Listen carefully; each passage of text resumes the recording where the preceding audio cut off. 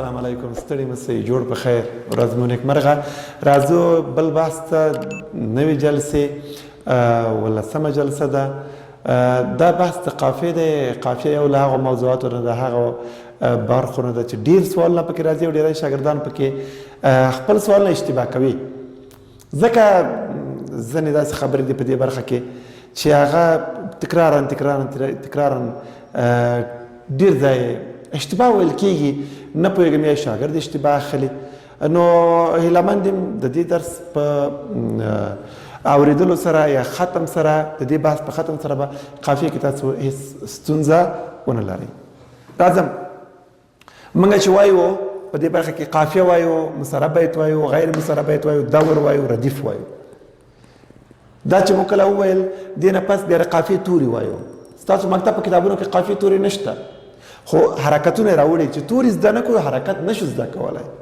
خو د تورو حرکت ته دا حرکت رانه غواړي نو زه چې توری نه پېژنم څنګه حرکت به ووایم نو زه چې هغه توری پېژنم نه نو زه به څنګه وایم چې دا توری حرکت دغه شی دی نو دغه برخه په کتابونو د معارف کې یوه ناقصه برخه پرېښې ده ناقص یې پرېښی دی نو مخکې له دې چې دا ووایو باید دا اول زده کړو صدرخان خټک وایي چې 9 توري دي قافیې 9 حروف د قوافي دي وړاندې وروسته تر روي دي دا یو مقام معلوم دی په درست شعر کې منظوم دی بیا دا 9 توري وایو روي مدار د قافیې دی مخکې له روي نه مخکې د څلور وروسته قید رفع تاسیس الف داخل مغیر وروسته له دې نه بیا وصل خروج مزید او نایر دي کله چې دا دې زده کړه بیا د حرکتونه د قافیې رس حذو اشباع او توجیه دا بیا ډېر په اسانه زده کوو همدارنګه بیا حکمي قافیې ډولونه وایو چې دوه ډوله ده یو حکمي ده بله حتمي ده راځم قافیه ته موږ ته بیت راکړی دی څنګه قافیه پېژنو ډېری شاګردان در ژبې دي در زبان است چه قسمی را میشناسیم هیچ پشتو نمیفهمین به معنایش هم نمیفهمین چه قسم میفهمین که همین کلمه قافیه است چی دری باشه چی پشتو باشه چی عربی باشه چی اردو میایم ما اصلش میگم میارش چیست چی باید شود کی را تفکیک کنیم بشناسیم اول میایم قافیه را تعریف میکنم پس از او عملا نشان میدم من میگم قافیه چیست در لغت عربی پشت سر را میگم در سر قافیه ورته وایو قافیه لغوی ورپسې تلونکي ته کس که پیش روان است پشت سر کس یا از کس روان باشه او را چی میگم قافیه ما روان هستم اینمی سایه ما قافیه است اصطلاحا آن کلمات هماهنگ است که در آخر مصرعها تکرار میشه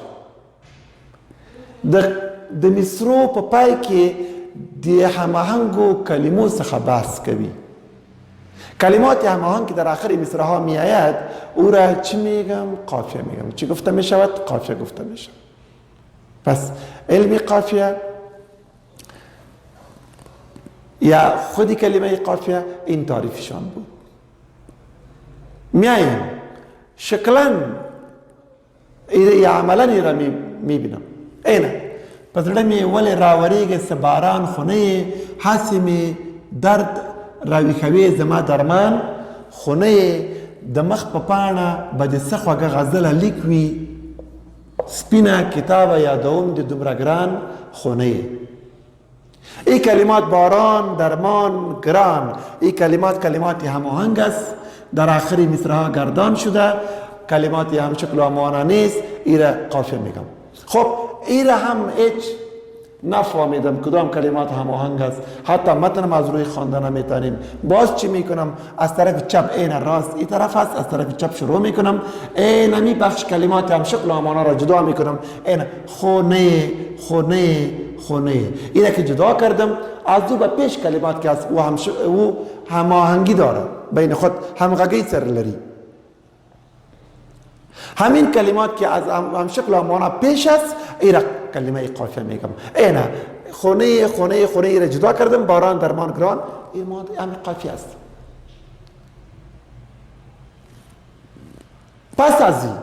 پس از اینمی کلمات هم شکل و هم معنا ایره ردیف میگم. ردیف هم قطار را میگم، این قطارها که است، پشت گردن را میگم، پشت سر را میگم. ردیف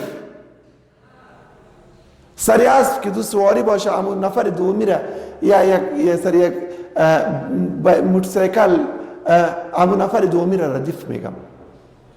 ولی اصطلاحاً جدا از کلمه قافیه، جدا از کلمه قافیه، هیچگاه یک جا هم رای کلمه قافیه نمیآید. جدا از کلمه قافیه یک کلمه، چند کلمه یا اعداد و یکی اعداد باشد که در کل بیت ها یکسان تکرار شود و شعر با او در معنا و وزن ضرورت داشته باشد، او را ردیف میگم. ردیف اختیاری است، ردیف حتمی نیست. اگر معنا ضرورت داشته میه، اگر معنا ضرورت نداشت هیچ نمیه، هیچ ذکر نمی شود. پس ردیف کی است؟ این اختیاری هست. اگر ردیف بود او را جدا میکنم کلمه قافیه، اگر ردیف نبود پس کلمات آخر که است امو هماهنگ است، امو کلمات کلمه قافیه است. مثل اینمی واری باران درمان و گران ایرا ردیف میگم، ایرا ردیف میگم. پس میاییم این ردیف هم شناختم، قافیه را هم شناختم، ردیف هم شناخته شد. این مارکر چه رنگ لگوچوی نو. خب میاییم با بیت مصرع ایرا میشناسم. این سعی کنید یک را مصرع میگم، این را مصرع میگم، ایرا هم مصرع میگم، یک را مصرع ولی هر دو را باز بیت میگم، بیت میگم.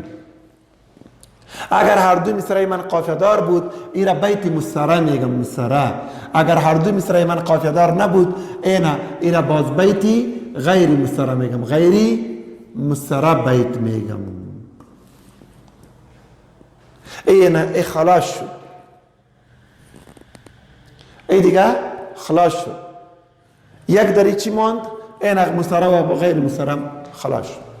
یک ماند دور در جای خود گردش را میگم، از اینجا شروع پس به اینجا که میرسه یک دور جور میشه، یک دور جور شد. در اصطلاح یا در علم قافیه دور چرا میگم؟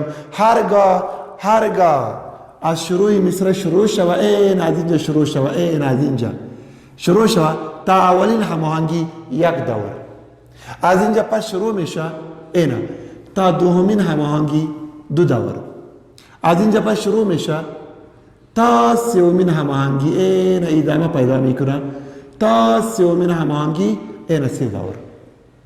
در کنکور سوال چه رقم آورده بود؟ یک دو بیتی که صاحب 3 قافیه باشد چند دور دارد؟ 3.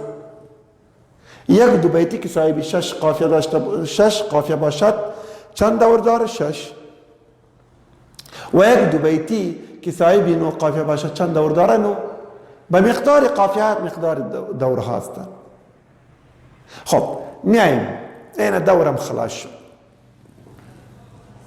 به این میرسم